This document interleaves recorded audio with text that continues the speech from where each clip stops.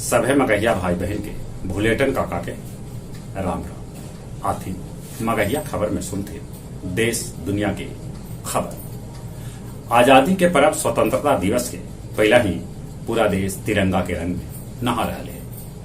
स्वतंत्रता दिवस के पूर्व संध्या पर आज देश के राष्ट्रपति महामहिम रामनाथ कोविंद देश के नाम संदेश देता।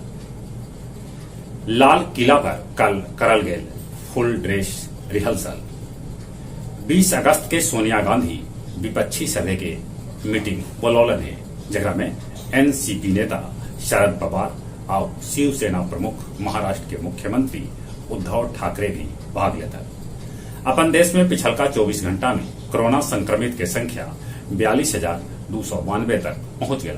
पिछलका 24 घंटा में कोरोना से 585 आदमी के मौत के भी खबर है।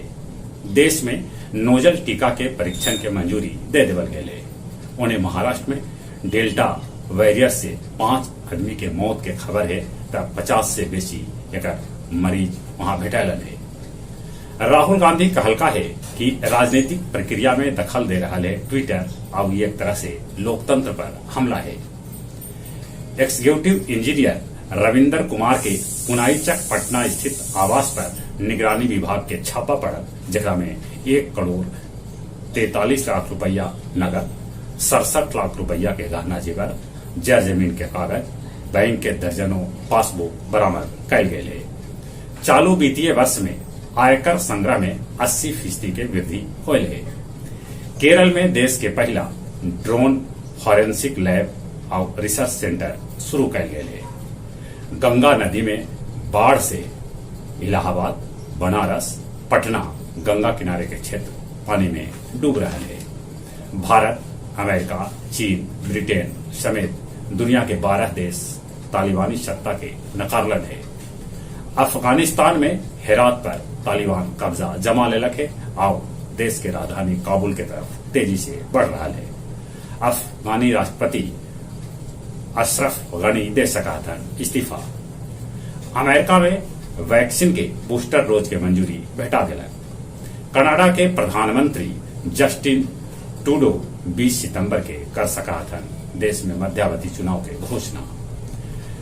जापान के नागोया शहर के मेयर ताकाशिश काबू मुरा ने एगो समारोह में एथलीट मियू गोटी के भेटायल स्वर्ण पदक के दांत से काट के तोड़ दिला।